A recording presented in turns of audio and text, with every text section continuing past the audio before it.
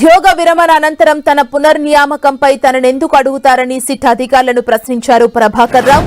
ఆ విషయం కేసీఆర్ ని అడగండి అని ఫోన్ అక్రమ ట్యాపింగ్ కేసు విచారణ సందర్భంగా ప్రధాన నిందితుడు ప్రభాకర్ రావు ప్రత్యేక దర్యాప్తు బృందం ప్రశ్నలకు సమాధానమిచ్చినట్టు తెలుస్తోంది. కస్టోడియల్ ఇంటరాగేషన్ చివరి రోజైన నిన్న సిట్ పలు కోణాల్లో ఆయన్ని విచారించింది. దీనికి సంబంధించి హరీష్ రావుకి మావోయిస్టుల నుంచి ప్రాణహాని ఉన్నందున జాగ్రత్తలు చెప్పేందుకు మాత్రమే ఆయనతో తరచూ సంప్రదింపులు జరిపాం తప్ప ఇక వేరే ఉద్దేశం లేదంటూ విచారణలో ప్రభాకర్ రావు చెప్పినట్లు సమాచారం. ప్రభాకర్ రావు ఉద్యోగ విరమణ అనంతరం ఆయన్ని తిరిగి నియమించడంలోనే మతలబు ఉందని విశ్వసిస్తున్న సిట్ ఆ కోణంలోనే విచారణ జరిపింది.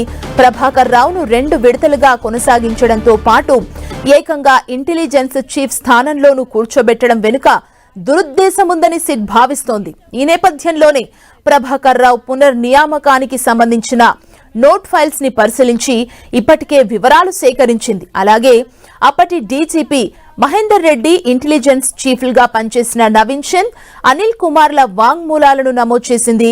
ప్రభాకర్ రావు నేరుగా ముఖ్యమంత్రి కార్యాలయానికే రిపోర్ట్ చేసేవారని వారు సిట్ కి చెప్పినట్లు సమాచారం.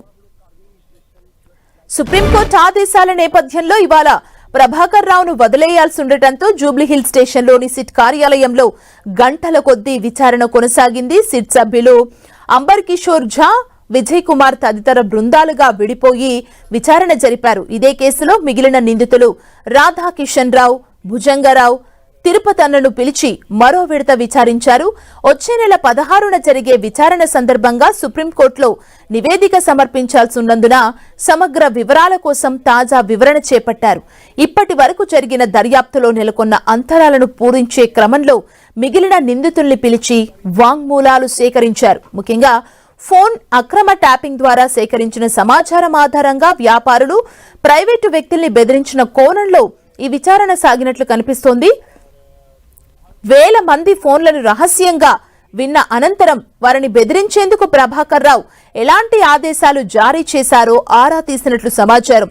ప్రతిఫలంగా వ్యక్తిగతంగా లబ్ధి పొందిన ఉదంతాలపై వివరాలు రాబట్టినట్లు తెలిసింది. ప్రభాకర్ రావు కుటుంబ సభ్యులకు సంబంధించిన వ్యాపారానికి లబ్ధి చేకూర్చే క్రమంలో బెదిరింపులు జరిగాయా అన్న కోణంలోనూ ఆరా తీసినట్లు సమాచారం. ప్రభాకర్ రావు సమీప బంధువు రవీందర్ రావును విచారించారు. ఓ స్థిరాస్తి వ్యాపారితో నెలకొన్న వివాదానికి సంబంధించి ఆయన్ని విచారించినట్లు తెలిసింది. అలాగే ఎమ్మెల్యేలకు ఎరకేసు నిందితుడు నందకుమార్ ని పిలిచి వాంగ్మూలం నమోదు చేశారు. ఫోన్ను గతంలో ప్రభాకర్ రావు బృందం అక్రమంగా ట్యాప్ చేసినట్లు వెల్లడైన నేపథ్యంలో ఆయనను పిలిచారు.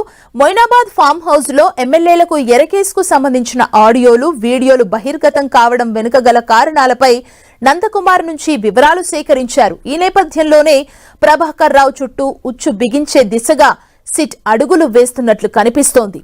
వారం రోజులుగా సిట్ విచారణ జరిగిన నేపథ్యంలో నిన్న ఉన్నతాధికారులు కీలక సమీక్ష నిర్వహించారు.